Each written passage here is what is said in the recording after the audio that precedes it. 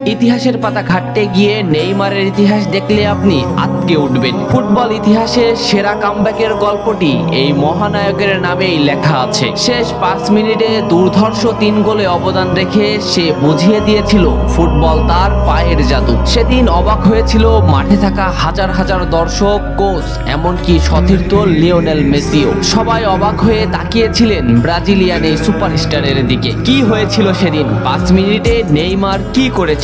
কেনই বা এই সময়টাকে বলা হয়ে থাকে ইতিহাসের সেরা কামব্যাক? চলুন বিস্তারিত দেখি। উয়েফা চ্যাম্পিয়ন্স লিগের রাউন্ড 16 কোয়ার্টার ফাইনালের লক্ষ্যে মাঠে নেমেছিল পিএসজি বনাম বার্সেলোনা। নেইমার, মেসি, সুয়ারেজের মতো বাঘা বাঘা তারকা থাকতেও প্রথম লেগে পিএসজি 4-0 ব্যবধানে হারিয়েছিল বার্সাকে। অর্থাৎ দ্বিতীয় লেগে বার্সাকে ম্যাচ জিতে করতে হবে 5টি গোল। সবাই হাল ছেড়ে দিয়েছিল। স্বাভাবিকভাবে এমন ব্যবধানে ম্যাচ জিতা সত্যি অসম্ভব, কিন্তু সেদিন ব্রাজিলের এক নায়ক বলেছিল এটা সম্ভব, আমরা এটা করে দেখাবো। যেভাবেই হোক না কেন আমরা দলকে ম্যাচ জেতাতে চাই। 2017 সালের 8 মার্চ অনুষ্ঠিত হয় এই ম্যাচের দ্বিতীয় লেগ। ম্যাচের শুরু থেকে ক্ষিপ্ততা আর দক্ষতা দেখাতে শুরু করেন নেইমার। এই ম্যাচে যেন আবির্ভাব হয় কোনো এক নতুন নেইমারের। এই নেইমারকে তো কেউ চেনে না। ম্যাচের 3 মিনিটেই লুইস সুয়ারেজ পেয়ে যায় প্রথম গোলের দেখা। এরপর নেইমারের ক্ষিপ্ততায় একের পর এক আক্রমণ সাজাতে থাকে বার্সা। এদিন যেন নেইমারকে কোনোভাবেই আটকাতে পারছিল না পিএসজি। নেইমারকে আটকাতে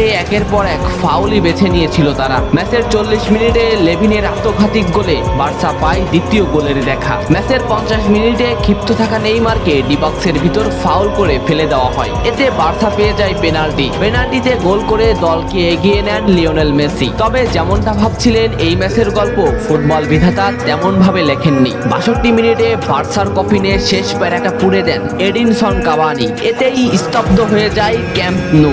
আশা ছেড়ে দেন বার্সা কোচ লুইস এনরিক। শুধু কি তাই, স্তব্ধ হয়ে যান লিওনেল মেসিও। তবে সেদিন একজন দমে যায়নি। নামটা কি কমেন্ট করে জানান। বার্সা গোল হজমের পর লিওনেল মেসি ম্যাচের সম্পূর্ণ দায়িত্ব দেন নেইমারের উপর। আবারও শুরু হলো খেলা। ডি বক্সের বাইরে নেইমারকে ফাউল করে ডি মারিয়া। এই পজিশনে 88 মিনিটে বার্সা একটা ফ্রি কিক পায়। তবে এই ফ্রি কিকের দায়িত্ব নেইমারের কাছে বুঝিয়ে দেন মেসি। শট করেন নেইমার এবং করেন অসাধারণ গোল। এই ফ্রি কিকটা বার্সার ইতিহাসের সেরা ফ্রি কিকের একটি হয়ে রয়েছে। এর 2 মিনিট পর সুয়ারেজকে আঘাত করে পেনাল্টি পায় বার্সা। পেনাল্টি নিতে আসেন নেইমার জুনিয়র। সেদিন বার্সা নেইমারের উপরই আস্থা খুঁজে পেয়েছিল। পেনাল্টিতে অসাধারণ গোল করেন নেইমার। এমন পরিস্থিতিতেও 5 গোল করে ম্যাচ সমতা এনেছে বার্সা। এর কিছু সময়ের পরে চলে আসে সেই মাহিন রক্ষণ। ম্যাচের এই মোমেন্টটা লক্ষ্য করুন। ডি বক্সের কিছুটা সামনে নেইমারের পায়ে বল।